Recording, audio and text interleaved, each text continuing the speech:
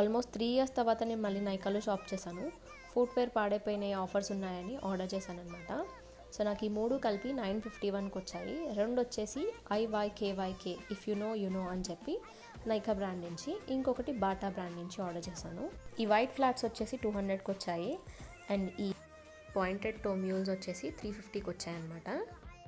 ఈ రెండు same brand same సైజే అయినప్పటికీ ఆ టో షేప్ వల్ల నాకు బ్లాక్వి సైజ్ సరిపోలేదన్నమాట.